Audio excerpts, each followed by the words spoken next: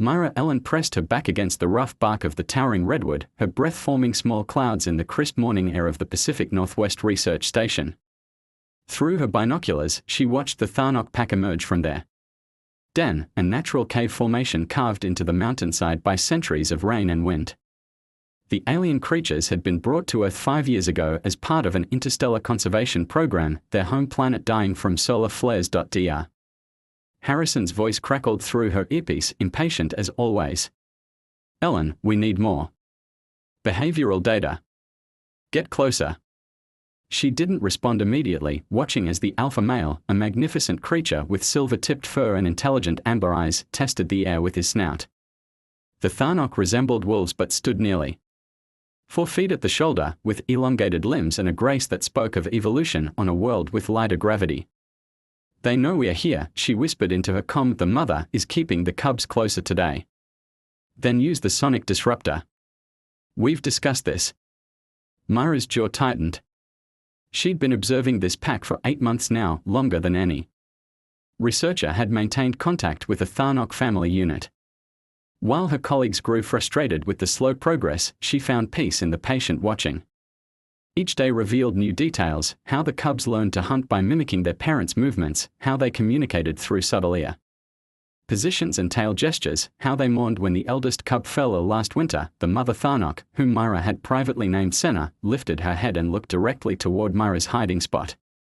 For a moment, their eyes met across the clearing. Senna's gaze wasn't hostile, it was curious, almost thoughtful. Then she turned back to grooming one of her 3 remaining cubs. Dr. Marcus Webb jogged up beside her, his heavy footsteps announcing his presence long before he arrived. Still playing hide and seek, Myra? The funding committee wants results, not nature documentaries. She lowered her binoculars, noting how the Tharnock family had already begun retreating at the sound of his approach. They are not specimens, Marcus. They are refugees. Refugees with razor-sharp claws and territorial instincts. The public wants to know if they are safe to reintegrate on New Kepler. They are safe, Myra said quietly. They just need to be understood. As Webb continued his lecture about research protocols and deadlines, Myra found herself thinking about her own childhood spent in her grandmother's cabin in these same woods. Her grandmother had taught her that the forest revealed its secrets only to those patient enough to listen. Wild things, she'd said, could sense the difference between those who would exploit and those who would protect. Thunder rumbled overhead, and the first drops of rain began to fall.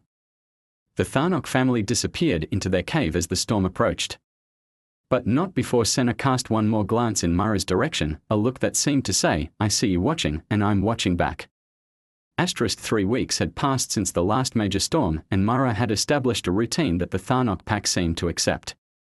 Every morning at dawn, she would position herself at the same observation point, a natural blind created by fallen logs and dense ferns about 50 meters from their territory. She brought no recording equipment, no sampling tools, just her notebook and her grandmother's old binoculars. Dr. Sarah Chen, the team's xenobiologist, had joined her today, crouching uncomfortably in the damp undergrowth. I don't understand how you can sit here for hours without getting anything measurable, she whispered. Watch the cubs, Myra murmured, pointing toward the clearing where 2 young Tharnock were engaged in what appeared to be play fighting. The smaller one, I call him Echo, he favors his left front paw. Not from injury, but preference. Just like human children show handedness. Chen raised her own binoculars. Interesting, but hardly groundbreaking. Now watch Senna. The mother Tharnock was observing her cubs play from an elevated rock. When Echo's larger sibling became too rough, Senna made a soft chuffing sound. Immediately, both cubs separated and looked to their mother. She's teaching them boundaries through vocal cues. But watch what happens next. The larger cub, whom Myra called Storm for his gray-striped coat, approached his mother and touched his nose to hers. Then he returned to Echo and began grooming him gently. Apology behavior, Chen breathed. They have complex social protocols. That's what I've been documenting. Not their aggression, their compassion. The alpha male emerged from the morning shadows, carrying something in his mouth. As he approached the family group, Myra could see it was a small animal, freshly caught. But instead of eating it himself or offering it to Senna, he dropped it near Echo. The weakest gets fed first, Myra noted, scribbling in her journal. Complete reversal of what we expected from predator pack behavior. Chen was recording everything now, her excitement palpable. This could change everything about how we approach reintegration. A branch snapped behind them, and both women turned to see Dr. Harrison pushing through the undergrowth with his usual lack of subtlety. Immediately, the Tharnock family alert positioned, the cubs moving behind their parents. Conference call in 20 minutes, Harrison announced loudly. The committee wants a progress report. In the clearing, Senna had begun herding her cubs toward the cave entrance. But Echo lingered, looking back toward their observation post. His young amber eyes found Myra's, and for a moment, she felt a connection that transcended species. The cub tilted his head, a gesture so distinctly curious and intelligent that it took her breath away, then he was gone, following his family into the safety of their den. Did you see that? Chen whispered. Myra nodded, her throat tight with emotion. He knows we are different from the others. He's been watching us watching them. The alarm pierced the morning stillness like a blade. Myra jolted awake in her research station bunk, immediately recognizing the pattern: 3 short blasts, pause, repeat. Forest fire. She was dressed and running toward the command center within minutes, joining the cluster of researchers gathered around the emergency communications console. The weather station reported dry lightning strikes throughout the night, and satellite imagery showed 3 separate fire points across the reserve. Evacuation protocol is in effect, Dr. Harrison announced, his usual commanding tone now edged with genuine concern. All non-essential personnel to the transport platforms within the hour. What about the Tharnock? Myra asked. Natural instincts. They'll find their own way out. But as Myra studied the fire progression maps, her stomach dropped. The largest blaze was spreading rapidly through the eastern quadrant, directly toward the Tharnock territory. Worse, the wind patterns were creating a funnel effect that would trap anything in the valley. She slipped away from the group and ran to her observation post. Through the smoke-hazed air, she could see the Tharnock den area. The adult pack members were moving frantically, but something was wrong. She counted only 2 cubs with the group instead of 3. Her radio crackled. All stations, mandatory evacuation in 30 minutes. No exceptions. Through her binoculars, she could see Senna and the alpha male calling out in distress. They kept looking toward a rocky outcropping near the den entrance, an area that had become unstable after the recent rains. As smoke began to thicken, Myra realized with horror that Echo must be trapped somewhere in that rockfall. The adult Tharnock were trying to reach him, but each attempt was driven back by falling stones loosened by the approaching fire's heat. Storm and his sibling were huddled close to their parents, whimpering in confusion and fear. Myra's radio buzzed again. Ellen, where are you? Transport leaves in 15 minutes. She turned off the radio and studied the terrain. There was a game trail that led around the unstable area, a path she'd mapped during her months of observation but never used. It would be dangerous in the best conditions, potentially deadly with fire approaching, but it might be the only way to reach the trapped cub. The sound that decided her was Echo's cry, a high, desperate call that cut through the smoke and chaos.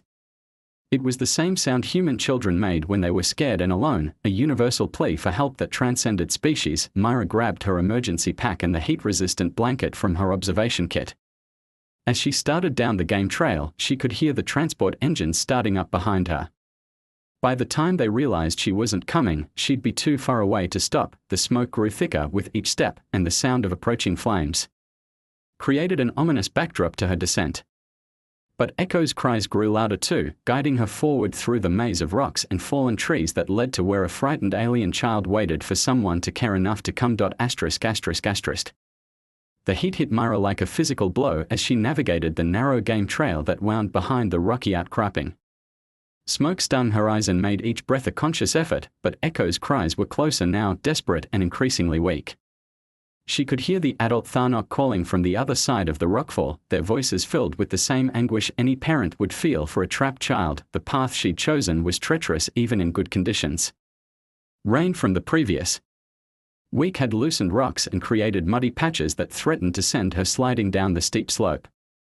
Now, with visibility reduced to mere meters and the air growing hotter by the minute, every step required careful consideration. She found him wedged in a crevice between two large boulders, probably seeking shelter when the rock slide began.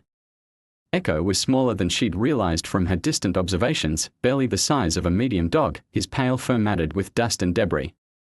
His amber eyes were wide with terror, but when he saw her approach, his cries changed from panic to something like relief.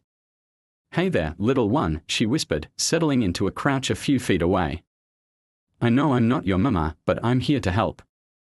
Echo pressed himself deeper into the crevice, torn between fear and hope. Myra remembered watching Senna comfort her cubs, the gentle chuffing sounds she made when they were distressed. She tried to mimic the sound, and Echo's ears perked up in surprise. The fire was getting closer. She could hear trees crackling in the distance and feel the temperature rising steadily. There was no time for a slow approach. She pulled the heat-resistant blanket from her pack and spread it over herself like a cape, then began working her way toward the trapped cub. "Your family is waiting," she told him, reaching out slowly. "They are scared for you, just like you're scared. But we are going to get through this together." Echo sniffed her extended hand, his nose twitching as he processed her scent. Then, to her amazement, he pressed his small muzzle against her palm, the same greeting gesture she'd observed between pack members. Carefully, she worked her hands around his small body, checking for injuries. His right hind leg seemed tender, possibly sprained, but nothing appeared broken. The real challenge would be getting him out of the tight space and back up the treacherous trail with fire advancing on all sides. A sound like thunder echoed through the valley as another section of forest caught fire. Echo whimpered and pushed closer to her, instinctively seeking the comfort of physical contact. Myra wrapped the blanket around both of them and began the careful process of extracting him from his rocky prison. "That's it," she encouraged as he struggled to help, his claws scrabbling against the stone. "Your parents taught you to be brave, didn't they? Show me that Tharnok courage." When she finally lifted him free, Echo was trembling but alert. She cradled him against her chest, feeling his rapid heartbeat through the blanket. The path back would be even more dangerous now. They'd lost precious time, and the fire had advanced significantly, but as they started back up the trail, she heard something that gave her hope. The voices of the adult Tharnok had grown closer. Senna and her mate had found a way around the rockfall and were coming to meet them. Through the smoke, Myra could see two large shapes moving down the hillside with the desperate urgency of parents racing toward their child. Echo lifted his head and called out, a joyful sound despite their dire circumstances.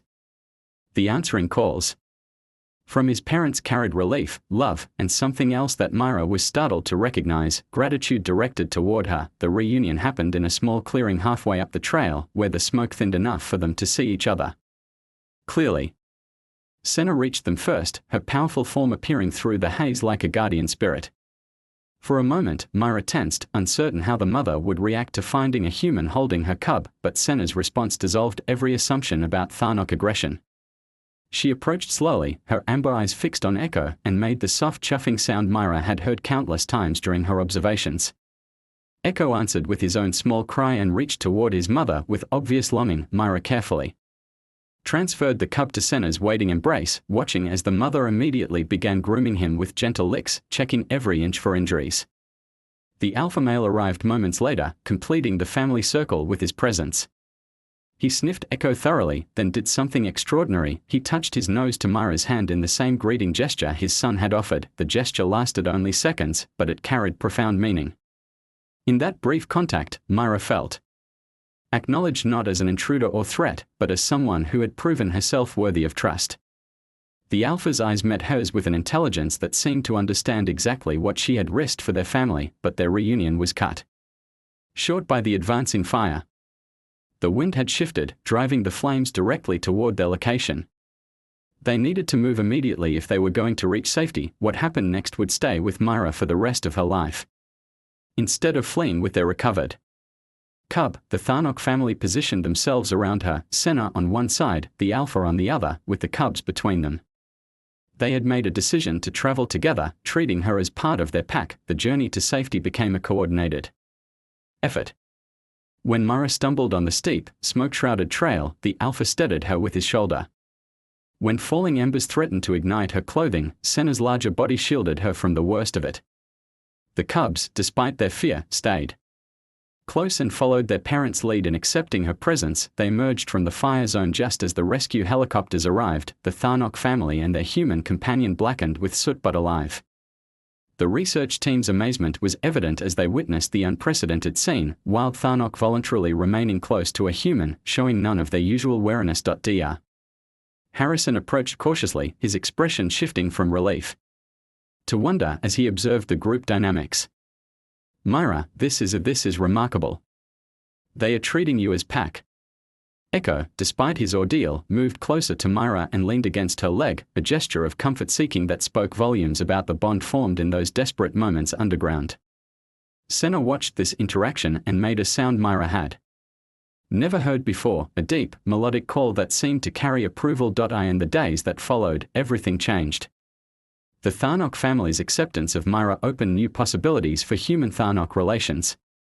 Other researchers were able to approach the pack with Myra present, leading to breakthroughs in understanding their communication patterns, social structures, and emotional complexity. The reintegration program on New Kepler was redesigned based on these discoveries, emphasizing patience and respect over control and study. When the time came for the pack to be relocated to their new world, Echo looked back one final time at the human who had answered his cries for help. Myra understood that she had learned something profound about courage during those hours in the smoke and flame. Sometimes the greatest act of bravery wasn't speaking up or taking charge, it was simply being present when presence mattered most, listening when others made noise, and acting when action was the only language that mattered. The quiet observer had become something more, a bridge between worlds, forged in the universal language of compassion.